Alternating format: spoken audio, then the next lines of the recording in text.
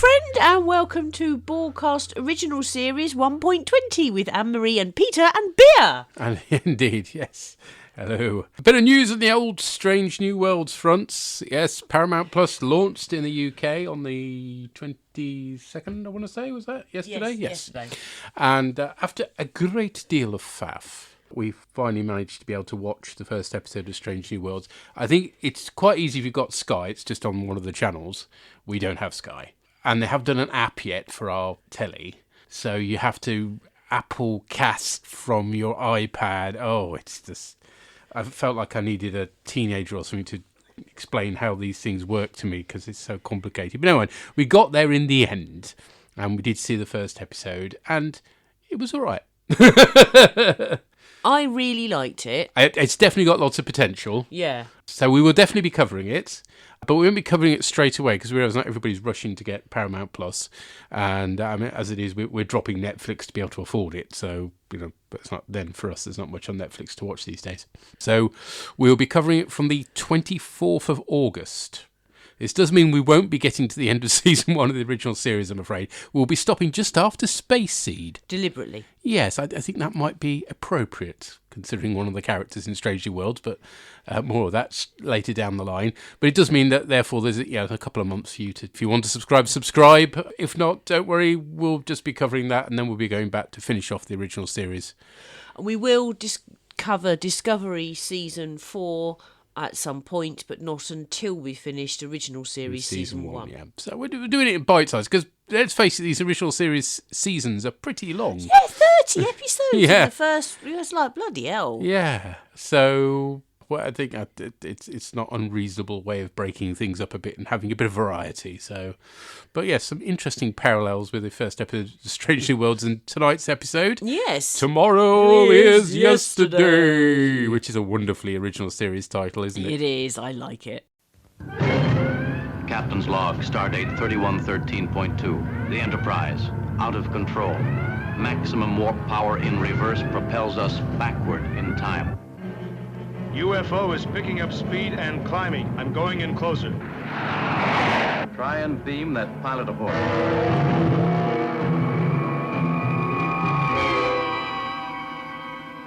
Computer, you will not address me in that manner.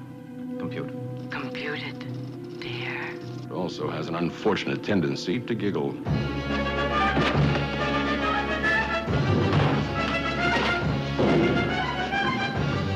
What about Jim? He's down there alone, probably under arrest. He doesn't have a communicator, and we can't locate him or beam him back aboard without one.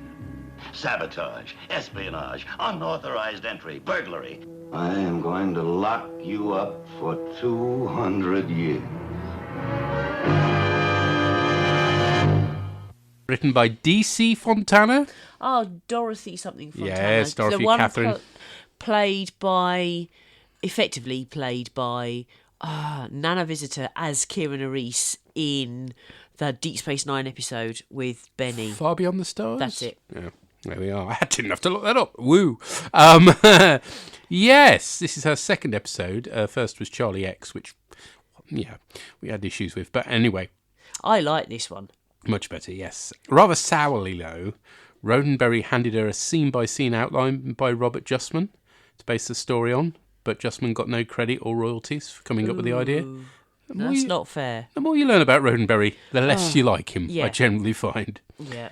This episode is directed by Michael O'Hurley, or Hurley. I don't know how you pronounce that. Let me see the It's definitely got an Irish look to it. Hurley, yes. He'd worked on The Lieutenant, which of course was by 1G Roddenberry as well. Uh-huh. He was well thought of by production staff, and he was asked to come back, but by then he'd signed up for a movie, Smith, a Disney cowboy film, rather bizarrely.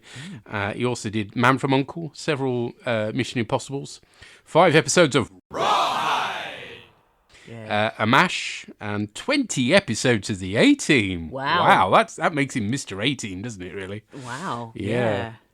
I bet he did the ones that had Colonel What's-It in. They were always the good ones.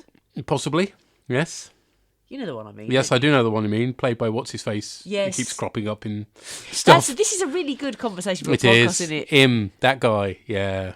Lynch, that's it. Colonel Lynch, yeah. Yeah, by the guy who's been in Buck Rogers recently. Yeah. Yeah. Sorry. Let's move on. Yes. So, your teaser. Stock footage. Oh, and then some. US Air Force plane sees the Air Force base sees a blip on its radar. They say it's not one of theirs. It just seems to be holding position. Aren't they sat in a very plain office? Yes. That's really bad. It's just like, could they make it any less decorated? It's bizarre. Yeah. At least put a map up on the wall or something. Give it some sense of actually being a real place rather than just the corner of the studio. Yeah. Yeah. Anyway, whatever it is holding over Omaha, and it's the Enterprise, really badly inserted into poor quality stock footage. Yeah. You know how generally I don't like the remastered versions of the episodes? This is probably the one story where the remastered version wins out because the effects are so much better. Even with the shonky CGI, it's better than this shonky overlay stuff that just doesn't work, does it? Now, this made me wonder, is this what Airplane is taking the piss out of? Or is it Airplane? No. Airplane is taking the piss out of several disaster flicks. One of them was called Airport. No, one of them they see the Enterprise. Sorry, that's Airplane 2 because they've got William Shatner in it. Oh, okay. And he's on the moon base. He looks through a periscope and sees the Enterprise and rubs his eyes. Best moment in that film by a long way. But anyway, that and the fact that he looks like he's talking on a view screen. It turns out to be just a window in a door. But anyway, the Air Force captain, by the way, who spots the Enterprise, he's played by Mark Dempsey, who didn't have a long career but somehow managed to appear in a Bergerac episode. So from 1960s US TV to 80s TV detective shows set on Jersey. Wow. So it turns out there was a gravitational attraction of... Yes, I think that might end up being the tune. had trapped them, and they had to use all their warp capability in reverse to break away, and ended up here wherever here is. Yeah, it's not good, is it? No. We had to go backwards so fast we ended up travelling back in time. Is that really possible? No. I don't think so. No, I don't. Yeah. Either. Now, originally, this story would have followed straight on from Naked Now. Remember the end of Naked Now, where they end up going so fast they travel through time? Yeah. This would have made far more sense. Yes, it would have done. But yeah, the downside is they didn't really do two-parter stories back in those days, with the exception of the Menagerie. So yeah, hence this comes some time later, and there's a different reason for it. It's Bowie's Black Star doing it. So Uhura has fallen over, and they do sort of help her to her feet, but there's no first aid or anything, even though at one point she's like rubbing her head in that. They don't get her checked out for concussion or nothing. It's like back to your station. Yeah, you'd expect some medical dude to have appeared, possibly even McCoy. Scanned her or something, and like given her the all clear at least. As it is, she spends the entire episode with her hair messed up, which is odd, because normally she's immaculate. Yeah. Yeah. So then she's told to contact Starfleet Control. So not Starfleet Command. I know, they've still not settled down yet, and worse is to come on that front. About the Black Star. And then you have Sulu saying that the helm is sluggish because they realise they're too low and they need to get up. And then Uhura says there isn't any Starfleet, and instead there's a newscast, and it's all about there's going to be a moonshot. Oh, how handy that they travel back to such a memorable time, isn't it? Except that the thing is that when they were filming this, the moon landings and that hadn't happened. No, 2 years. They were talking about, they were predicting the future at this point. To us, this seems completely normal. Yes. But to the people... To us, this specifically places it in a particular year, but it wouldn't have done for them. I mean, they probably would have had plans for the moon landings. Yeah, but they wouldn't have known it was going to be successful. Exactly, yes. Or indeed faked by Stanley Kubrick. That's just... The whole thing is so ridiculous that these people with these conspiracy theories never apply Occam's razor.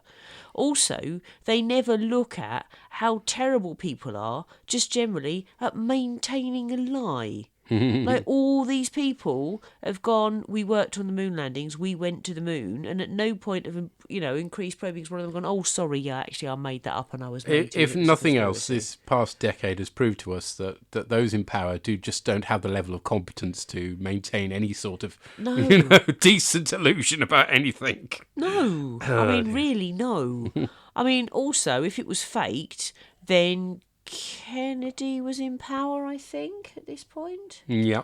And he was controlled by the mafia, and the mafia would have used the fakeness to blackmail other presidents. Potentially. That's another thing that's not definitely been proved, by the way. But anyway, shall we move on? Yeah, I've just got Before you turn into Oliver Stone on me. Oh, don't. I've just got very little time for conspiracy theorists because actually just sheer incompetence explains so much. Indeed. Anyway, so they can see that there's an aircraft approaching under cloud cover, and they go to track to the aircraft aboard, but it squishes the aircraft. Spock says, I don't think the aircraft's going to overtake this, but they do it anyway, and lo and behold, yeah, they do indeed smash the aircraft. Oh, so they beam the pilot aboard. Yeah, Captain Christopher, who's played by Roger Perry, who was in several episodes of Falcon Crest, and... That sounds like a toothpaste. What was Falcon Crest? It was like Dallas. It was one of those type, rich people from the 1980s. Just like rich porn, basically. Oh, okay. Anyway, it was also, far more importantly, in BJ and the Bear! Hey there, where you going? Not exactly knowing.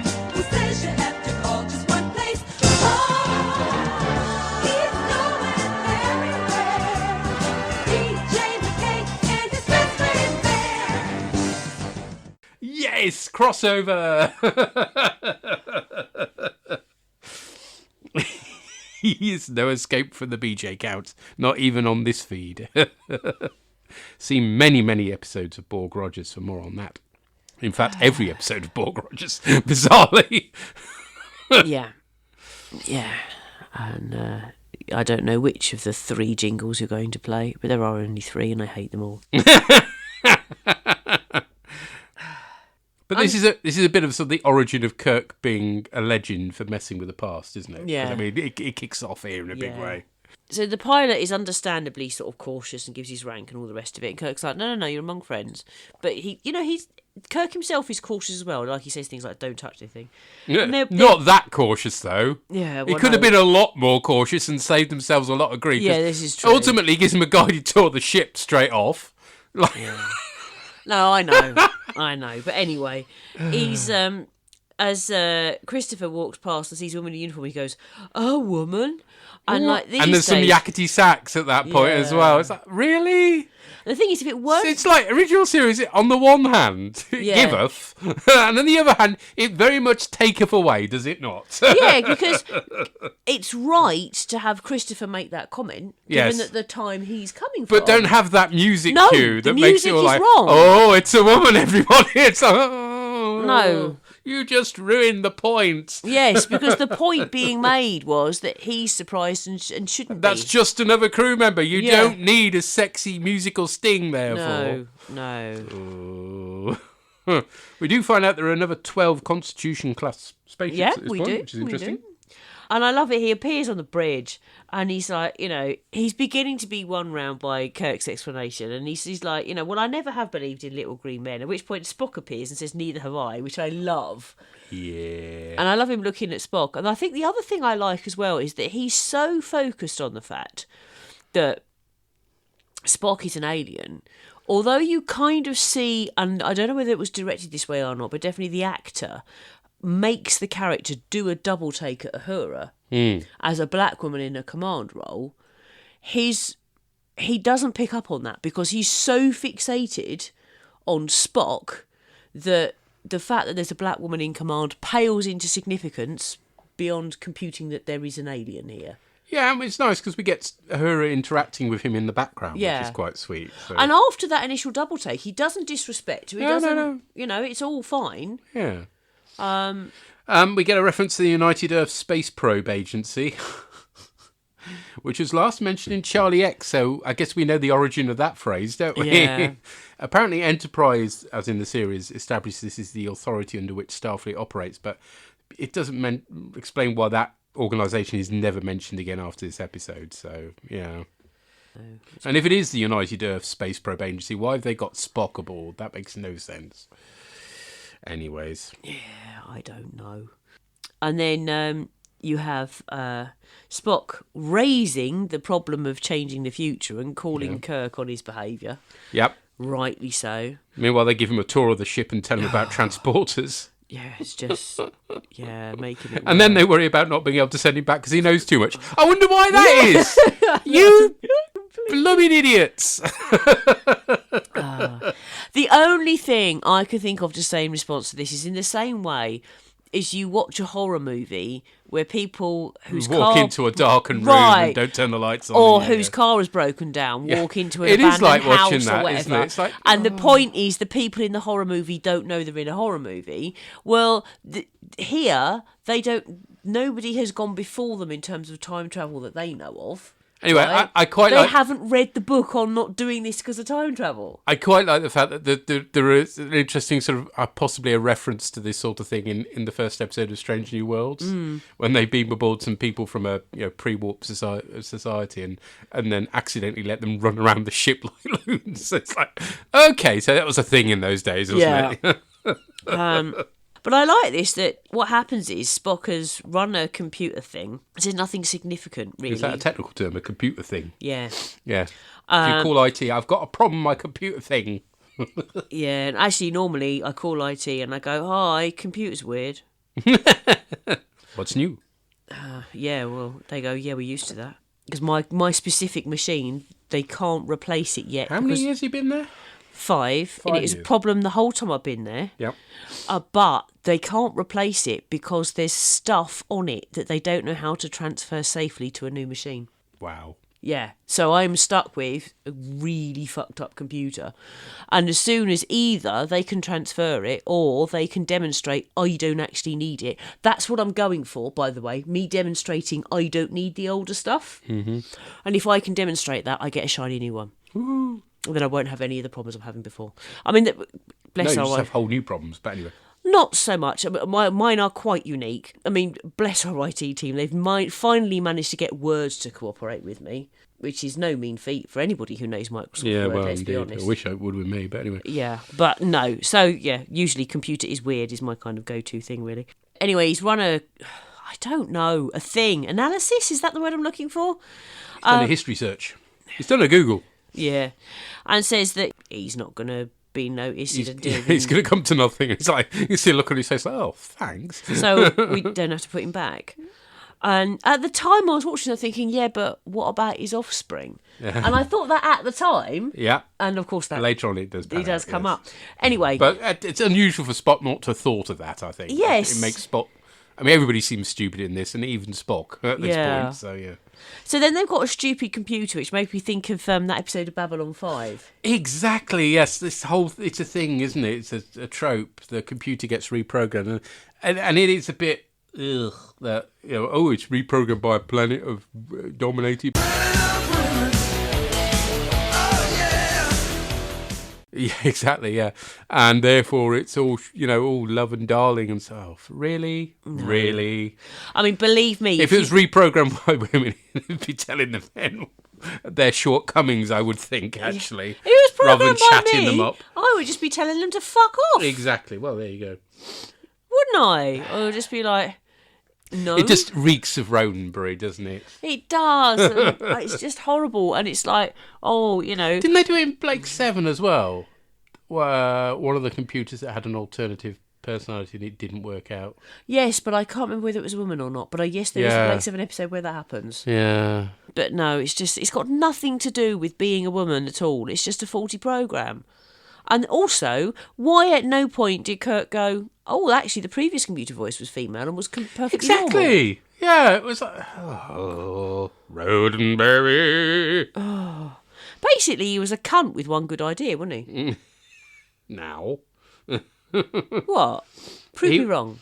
Well, I tell you what I can't prove wrong is that it clearly is incredibly sexist, despite supposedly having these forward-thinking ideals. It's no. Unless he knew what he should have been, rather than what he was. Yes, a visionary who wasn't quite able to live with his own vision.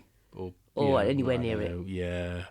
Yeah. Anyway, we've ragged on Roddenberry plenty of times. We have. Move on. Yeah. Anyway, so the idea is that they can't let Captain Christopher go back, but they don't have anywhere to go either, as Scotty points out when he's fixed the engines. Or, well, not fixed them, he's jury-rigged them. It's not quite the same as properly fixed. And then Spock's like, I've got important information. I need Captain Christopher and I need Captain Kirk.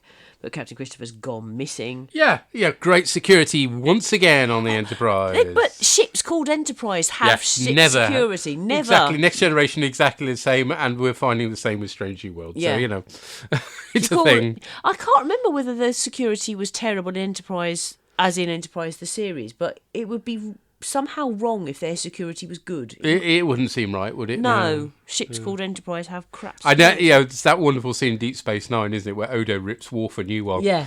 But what I want to know is how such a security breach was allowed to occur in the first place. Unfortunately, these things happen. They did not happen on the Enterprise. Really? Well, let me see. Stardate 46235.7, Ferengi privateers led by Damon Lurin boarded and seized control of the Enterprise using 2 salvaged Klingon birds of prey. Stardate 45349.1, Berlinghoff Rasmussen, a petty criminal impersonating a scientist, committed numerous acts of theft against the crew of the Enterprise. Shall I continue? That will not be necessary. I love it. It's brilliant. How it's bad security was on absolutely the day. brilliant. I love it. Love it.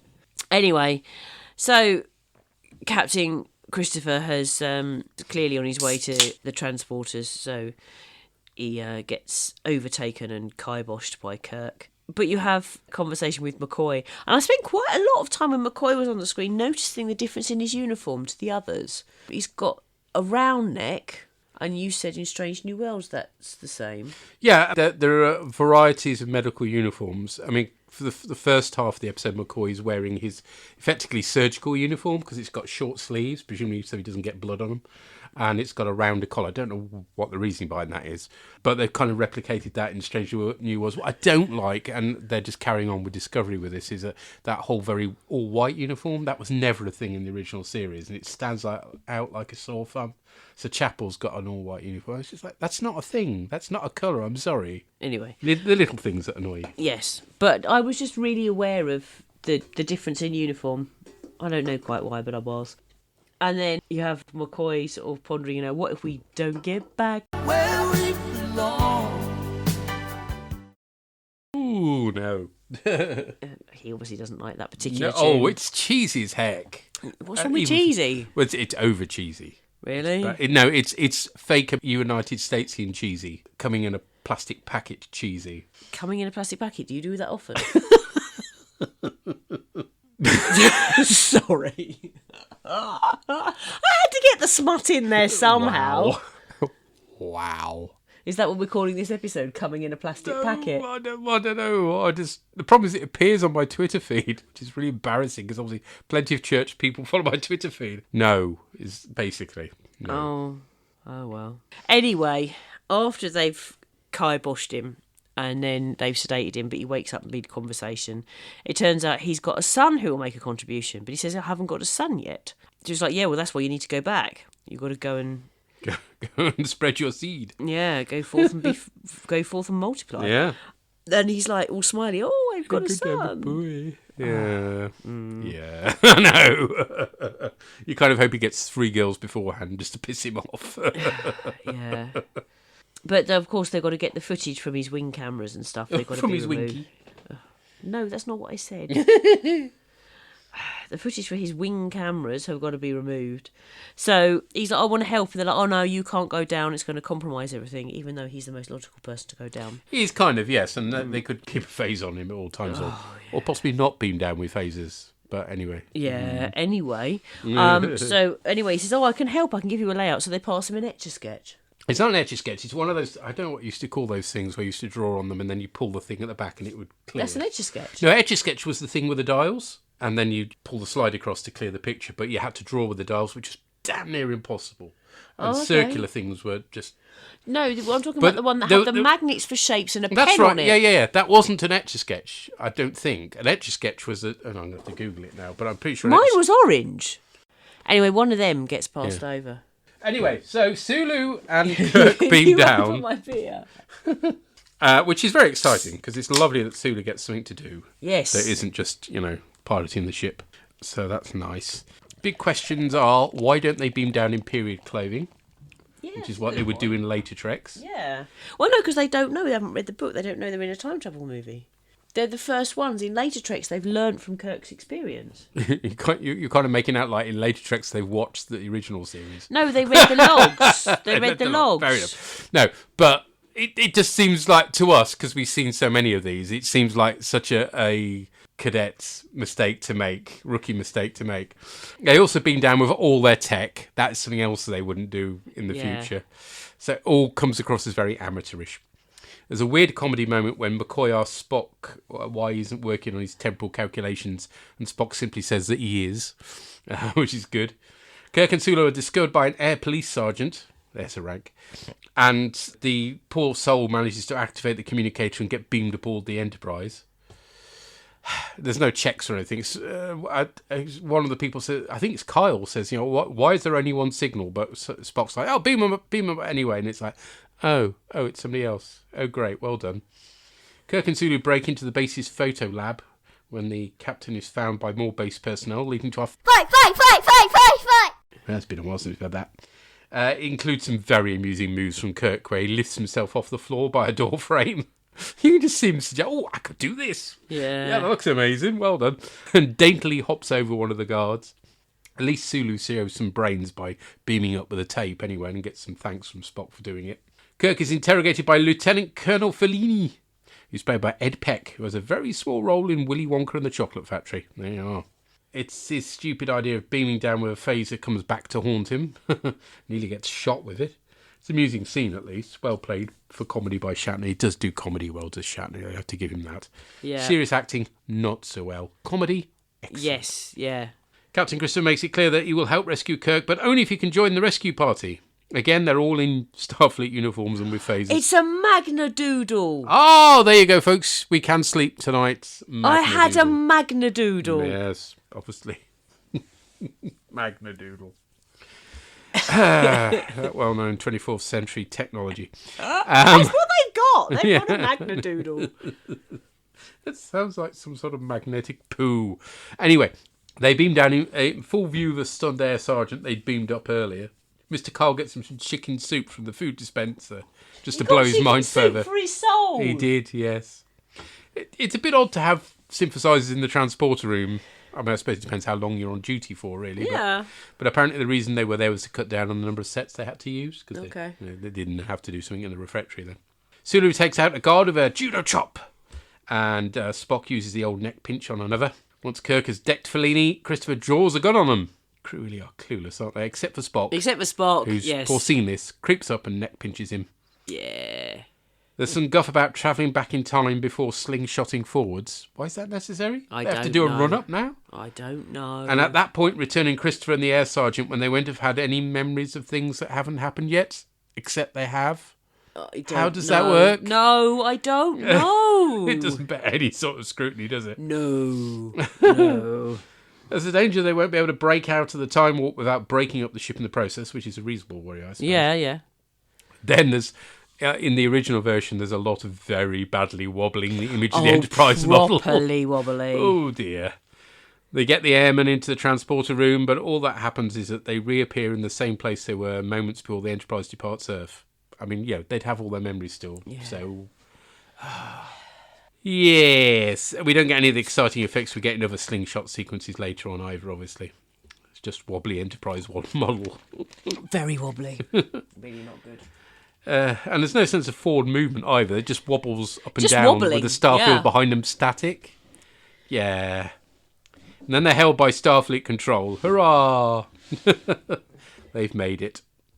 So yes, this episode suffers somewhat from the crew coming across as a bunch of bunglers. I mean, just, straight from the get-go, beam this guy aboard, give him a guiding tour of the ship, then worry about him knowing too much. Wouldn't it have been better just to sedate him straight away? And then he wouldn't know anything? But that's, like I said, this is the first time they've encountered this. Well, and it's not like really, because the events we just saw in Strange New Worlds happened before this, didn't they? And they dealt, all right, so they had people running around the ship, but they dealt with it rather better in terms of disguising themselves when they beamed down on the planet, didn't they? That's true. So why didn't they do that this time? Never mind, eh? Okay, fair enough. I mean, no wonder Kirk has such a bad rep with temple investigations. I mean, Yeah. presumably there is some sort of guidebook what to do, and Kirk has never bothered to read it. No, that wouldn't surprise me. Yeah, I could go with that. Or maybe they couldn't access it because of their weird shit computer. I wouldn't want to blame the computer. I know that computer business is not good. I'm not I don't have a problem with the idea that the computer's fucked up and gone weird. I have a problem with the idea it's only done that because it's female. Yeah, and it's all or sexy, because sexy. it's it's come from a planet of women.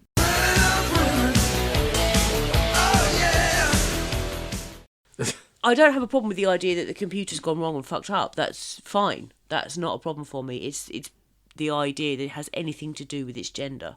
I bet Gene Roddenberry listened to a lot of ZZ Top back in the day. Anyway, I mean, it's fluffy fun, basically. I mean, it's not worth taking too seriously. And I really enjoyed it. And unlike the previous episode, yes, exactly, it's enjoyable, it's fun, it's entertaining, it's, you know, it's more holes than blooming Swiss cheese, but it's one of those things that if the story is engaging you because it's not just about plot, it's also about character. Yes. And particularly, I find, for me now as a viewer, I don't know if it was always true, but it's certainly been true in the past few years, you have to write your guest characters well. And this is a guest character in John Christopher, who is well written and well acted. Whereas if you write them just to be a plot engine, then it shows, and I'm not going to like it. But he's not just a plot engine. He reacts the way you think he would. He has his own motivation. I think he's well acted as well. And I really enjoyed this episode. It was fun. Yes, it was fun. Yeah. Not worth taking too seriously. No, I'm not saying it's a masterpiece. Which is exactly what I just did. But hey, I could be a hypocrite in my own podcast. Blow it. Or like Gene Roddenberry, have a vision and don't live up to it. Well, quite possibly, yes. There you go. I'm inheriting the spirit of Star Trek from Roddenberry. Or something. Oh dear. Anyway, before I go to confession, let's find out what other people thought of this episode. And we've heard from Boss, who writes, "The crew going back in time to present-day Earth briefly reminded me of that series we're all trying to forget, but I managed to move past that. I must have seen this episode more recently than the others, as I remembered it very well, particularly the scene where the pilot is beamed back into his plane. While this meant I knew how it was going to end, it didn't stop me enjoying the episode. There was a lot of Spock and McCoy, which I always like, but there was also stuff to do for Scotty and Sulu. Yeah. My favourite moment was when McCoy told Spock that he should be working on his calculations, and Spock just said, "I am." And also Uhura got a bit to do as well, Yeah. which is nice. So, yeah. And also, she didn't just get to fall over. She got to do stuff after that as well. Yeah, she interacted with Christopher. Yeah, Yeah. It was a better episode for her. I mean, she could be doing more, don't get me wrong, but Yeah. it was good. The main plotline of the episode revolves around if they can return the pilot to Earth and how. This is a problem they only had because yet again Kirk ignored a warning from Spock, this time about the tractor beam damaging the ship.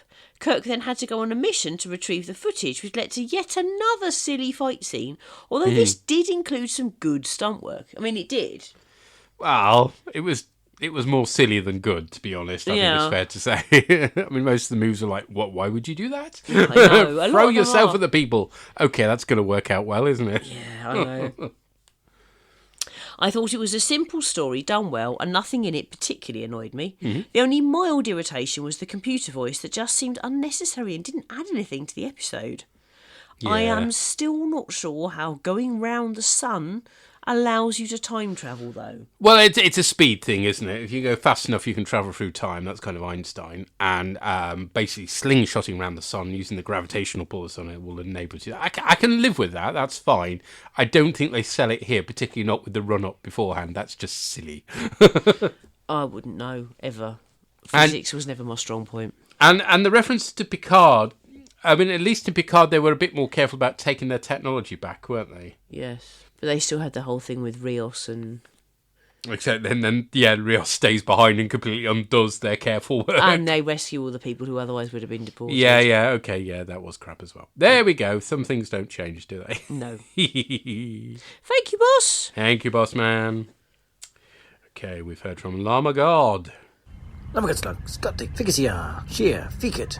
I'm not a gangster. I'm not a flam star. I'm a star. Now here we are then with another episode that appears to have influenced season 2 of Picard, because yes, here we have a story about time travel, and which is an interesting premise, and an episode that isn't particularly interesting at all, and it's fairly slow moving. And I don't know if I'm being unfair to this episode, and whether my mind just isn't in the right place when I watched this last night, or whether this actually is just a slow and an interesting episode. I mean, in some respects, I'm probably being unfair, because as of now in 2022, we're quite used to time travel stories, especially Star Trek time travel stories, but maybe in 1966 this was a bit more unique. Maybe audiences hadn't seen this kind of premise before, and that's why the whole idea of people going back in time and just that very fact was enough to keep people hooked for the whole hour. So maybe that's it. Maybe that's why it worked then, and maybe it doesn't work for me now, or maybe it's just not very good. I don't know. Because yeah, as with a time travel story, you've got the central gag of going back in time, and then the time traveling crew being fish out of water, and then especially going to the past, then the people who live in the past being the ones who are taken by surprise and they're shocked and gag at what's going on. So there's a lot that can be done, and this doesn't really do a lot with that. Yes, there is something in the story, the fact that the Enterprise has been recognised and that they need to wipe all trace of its existence, and yes, they accidentally take on Captain John Christopher before he'd written the tripods, which is why they have to get him back quite quickly. But it seems there's just a lot of standing around and not doing very much. And yeah, okay, I know,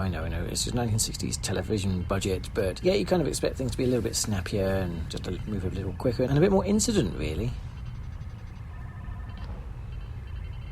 As it is, there's definitely a very Star Trek-y idea in there of the whole fact that they plucked a man by accident from his own time and then couldn't return him to where he was meant to be, because that would mean risking the future. Yeah, there's a very Star Trek-ian kind of argument to be had then, and the men used the few, all of that. But again, I mean, this is early days in Star Trek. It doesn't really have its own signature way of telling stories all the time. And in this instance, that's not so great, because they don't dwell on it and try and address that as an ethical question. And it probably doesn't help that the actor playing Christopher isn't really that charismatic or interesting. I guess it's material he had to work with, but nothing about him ever really compelled me. So yeah, this episode was kind of just there, really. It's just a there one, isn't it? I mean, there are bits of it that aren't too bad. I did like the gag of the security guard that's beamed up to the Enterprise just not wanting to leave the transporter room, just standing there and just quite happily letting everybody else get on with things. That was quite a nicely played, funny gag, but I kind of wanted a bit more there, or at least some other interesting things going on at the same time, and that just didn't happen. And there's definitely other questions about the episode as well. I mean, is this the first time that time travel has ever happened to Starfleet? I'm trying to remember if anything like that happened in Discovery. I mean, yeah, obviously it's the end of season 2. That's a lot about time travel, but have they actually done it themselves from this century? I don't know, because they clearly don't have a clue what's going on, given that Kirk and co beam down to the Air Force Base in their Starfleet uniform. They don't even try to go in disguise. I mean, yeah, sure, maybe getting extra costumes for the main cast would have blown their budget for the week. Maybe that's what this episode was. Maybe this was just a cost-saving exercise, because most of it's set on the Enterprise. There's corridor sets that could have been knocked up from anywhere on the Air Force Base, and other than that, it's just stock footage. So was this just trying to do the most in a bottle show? It kind of feels like that to me a little bit. But the big problem I have, of course, is the solution. I mean,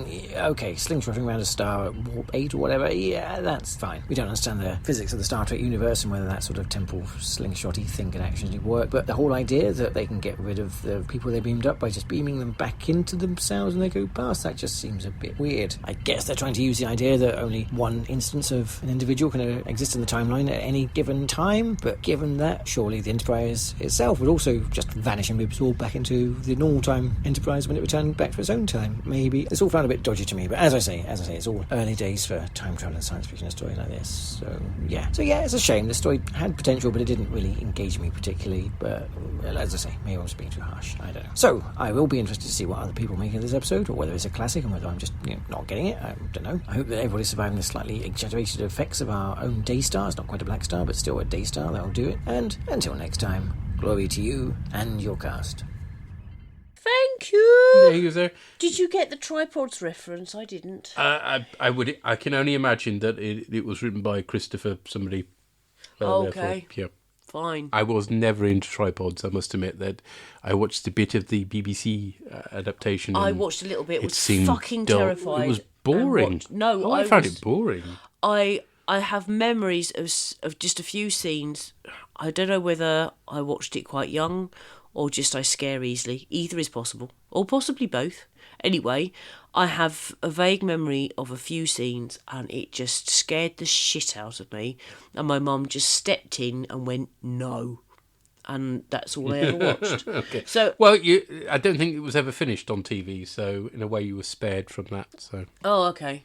But my mum introduced me to science fiction, so had I not reacted that way, she would have been very much up for me watching it. It's not her policing me in that sense. It's more her being a good parent and seeing I was fucking terrified and couldn't cope with anymore. So I just don't know enough about it because I was too scared. I mean, he's quite right. I mean, the whole replacing the 20th century folk stuff, that just doesn't work. That's bobbins. It is, isn't it? And I'm sure that would have seemed bobbins to people originally watching it as well. I don't think that's us having a more modern eye. No, unless a bit like, certainly when I was watching early David Tennant Who, things rollicked along at, for me, a fast pace, and this would have seemed fast paced at the time. Yeah, Llama God really didn't feel it was fast paced, but I think it probably would have seemed so for the time. And it would have seemed a lot more new and original, let's face it. I mean, it's not trying very hard. Well, that's a harsh criticism, but to our eyes it isn't, because it doesn't have to, because this is all new ideas that are being played with. It's the first to do this sort of thing. And yes, the novelty possibly has worn off a bit, but I quite like Captain Christopher, so I found it quite engaging as a result. I did, and exactly, and I found it engaging because... And I found, yet again, the Enterprise crew being so incompetent, particularly Kirk, amusing, so that kept me through as well. I think I find the Spock-Kirk dynamic where Spock knows what he's talking about. Yes. And Kirk ignores him. And then Kirk makes a mistake. And Kirk fucks up because he hasn't listened. Yeah. And because Spock is a Vulcan, he doesn't lamp his friend or verbally rip him a new one. But you can see the frustration contained within. Yeah, you can see why Starfleet promoted Kirk to Admiral to get him out of harm's way somewhat. Yeah. And then, of course, when he, re-injects himself back onto the Enterprise, whereas Spock's supposed to be in command, it's like, oh. Yeah. Meanwhile, Spock has had enough of Kirk, and he's reached his upper limit, and he's just gone, I need to go and meditate somewhere in a forest. Fuck off. All of that, I'm up for that. Yeah, I think there is, for me, if the characters are well written and well portrayed, I can do a lot of suspension of disbelief in anything. It doesn't matter if it's new or old. And the pacing is less likely to affect me if I'm involved in that sense. Well, I mean, it's interesting, again, to compare this to the previous episode we covered. The pacing was much the same, but the previous episode just seemed dumb. Yeah. Whereas this doesn't in the same way. This is entertaining in a way that what was it called? It was Alternative Factor, Alternative Factor, yeah. The whole blue negative shite. Yeah, and the number of times they re-showed that, it just seemed to be retreading the same ground again and again, didn't it? Whereas this is doing something new all the time. Yeah. For Trek in the 1960s. Not for us, I suppose, but... No. Yeah. But even then, I mean, okay, I've seen this before. It doesn't bother me because it's well written. Yeah. I mean, different things are going to affect different people. There are people out there who enjoy Picard. I didn't. Yeah, I was going to say, I'm trying to think if I've met one yet. I think Martin enjoyed it. Yeah. Yeah, it's come to think. So we have met somebody who enjoyed it. Yeah, but different people have different things that take them out of something, don't they? Yeah. And for us, there wasn't anything that took us out of it, and we were able to enjoy it. But clearly there were things that took Llama out of this. Right. So what did Drew and Tracy make of this? Hey, so we've just watched Tomorrow Is Yesterday. We did indeed. And what do we think of that one then? It's good stuff. No classic. Enjoyed this one. Mm-hmm. And I'm quite skipping to the end, but yeah, I quite enjoyed this one. Yep.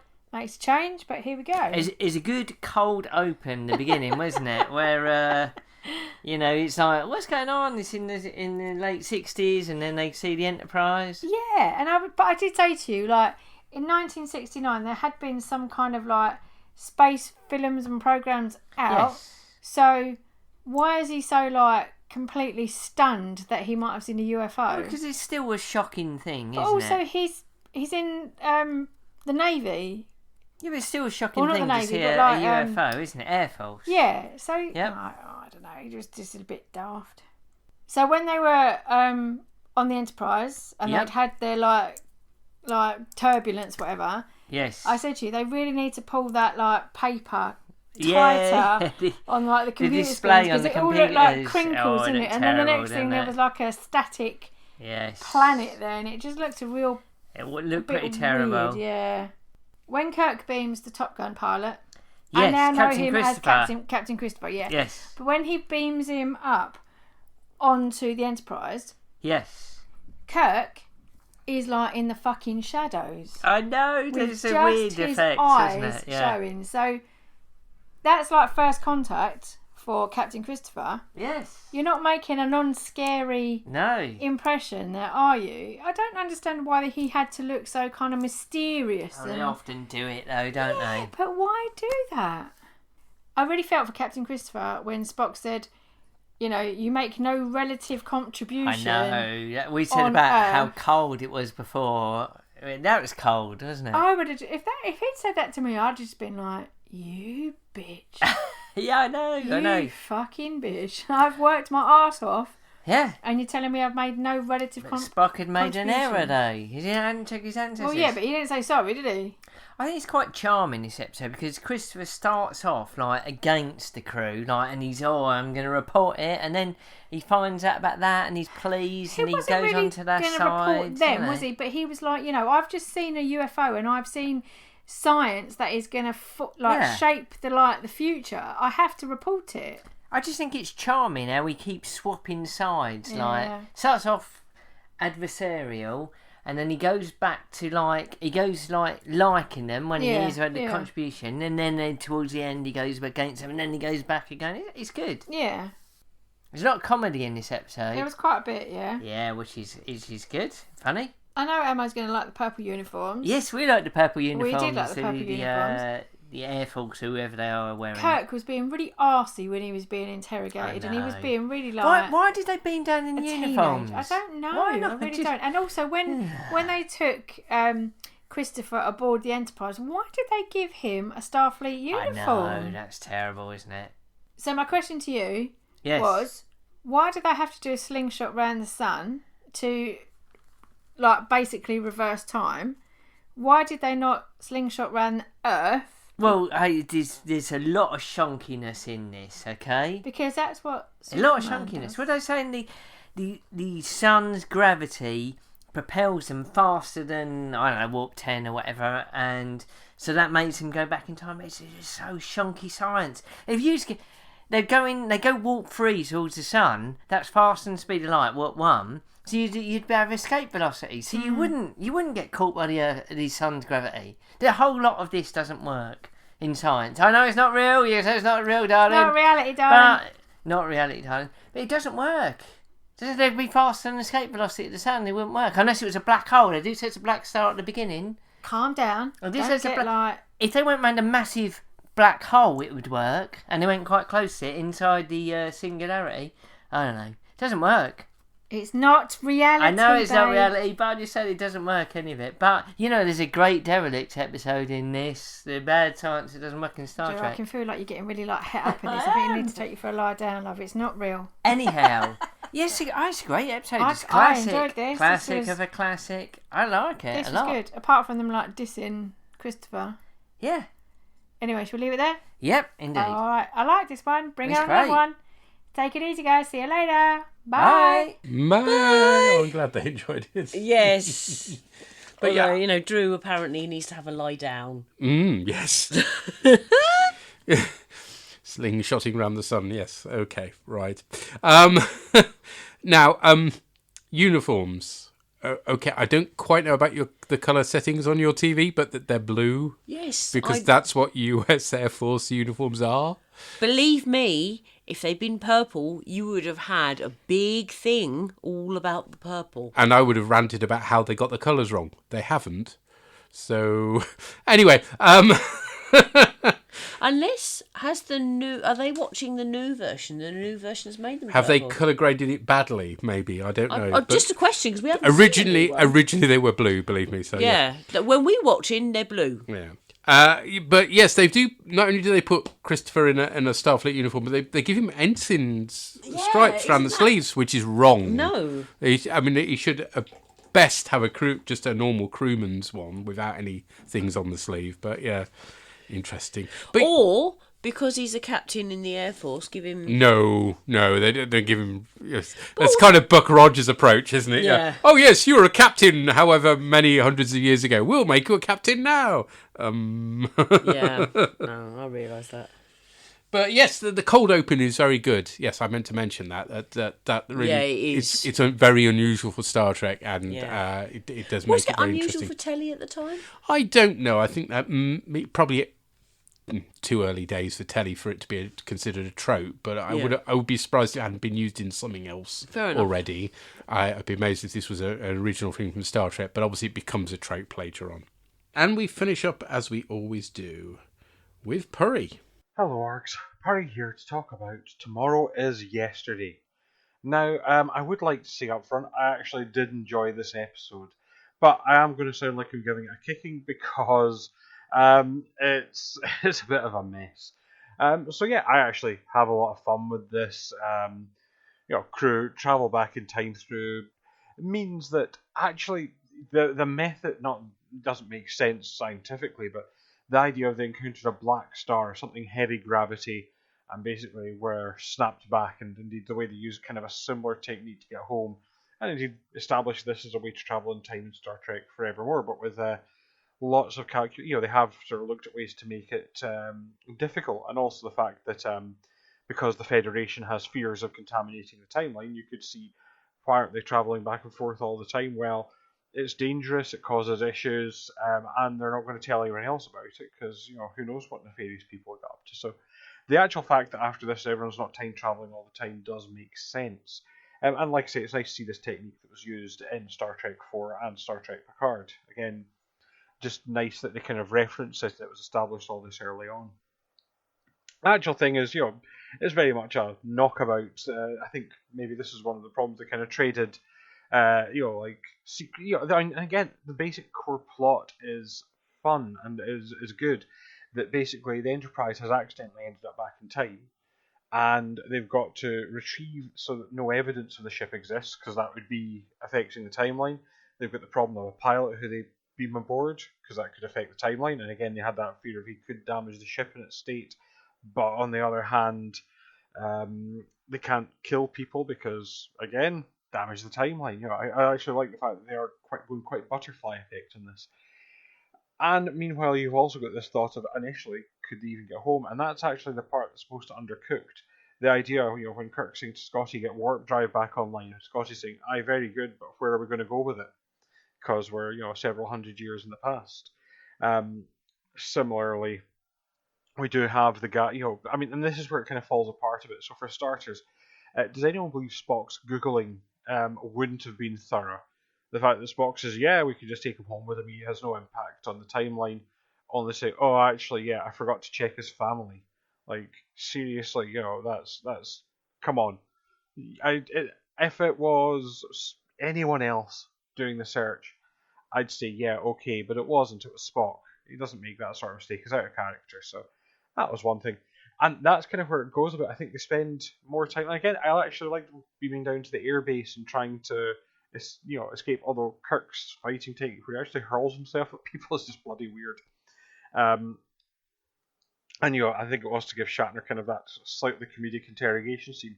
And their bit where they accidentally beam up another guard and feed him chicken soup. And I think this is that's part where it goes.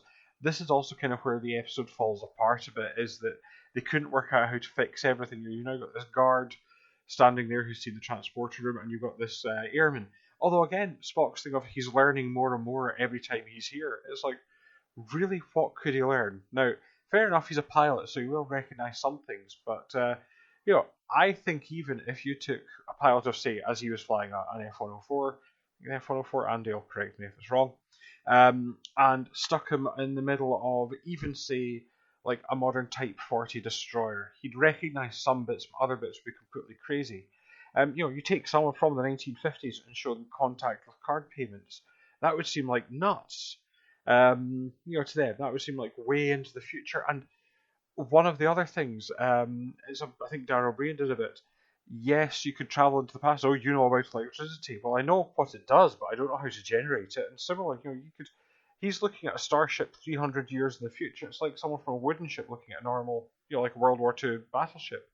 They'd understand the basic principle of it's a boat, but beyond that, what all these bits do, I don't think there's really any danger of learning. And they resolve it in a stupid way, because in the end, basically, do they kill both of them and replace them with their past doubles? I don't know. They kind of beam them in and then it's, everything's normal. As a final thing, I do think the cold open could have been better. It might be the effects limitations at the time, but I think it would have been a lot better if we had the cold open with them all scrambling for the UFO, and the first time we see the Enterprise, it's through the plane cockpit. Well, that's just me. Anyway, all that remains me to say is do keep up the good work. I do always enjoy the podcast, and I'll feed back in the next one. But until that time, bye for now. Yeah, there's real Prestige vibes about the way they return those guys, isn't there? And if you haven't seen the Prestige, I won't say any more because of spoilers. There is, but though, yeah. Ooh. I had not thought of it that way. That's fucking sinister. Yep. And yes, Spock's Google Foo is very poor in this episode, isn't it? It's initially, it's make-up for it later on, but you do expect to be more proficient than that. You do, and he is the only one who seems to care about the butterfly effect, isn't he? Yes, he's the only one who's even slightly competent, let's face it. Yeah. And, the whole sort of slightly tragic elements of them being stuck in the past and Christopher being stuck with them is rather undercut, but I think that's because they're going for a comedy vibe, basically. I think so. They're trying not to be too heavy. Yeah. And you could have gone for something deeper, but then it would have been a bit depressing to watch, wouldn't it? Yeah. So, yes, I think a lot of people have sort of chimed us. This is flawed but very enjoyable. Yeah, so, I think that's fair. Yeah. Okay, well, we're not, as I mentioned, we're not going to be covering Strange New Worlds straight away. So we've got a few more episodes of the original series to go. And the next one we're covering, recording on 7th of July. Yes. Is Return of the Archons, which was heavily referenced in Lower Decks. So when you're watching it, you'll be going, oh, yeah. So, yes, it's a population undergoing periods of anarchy.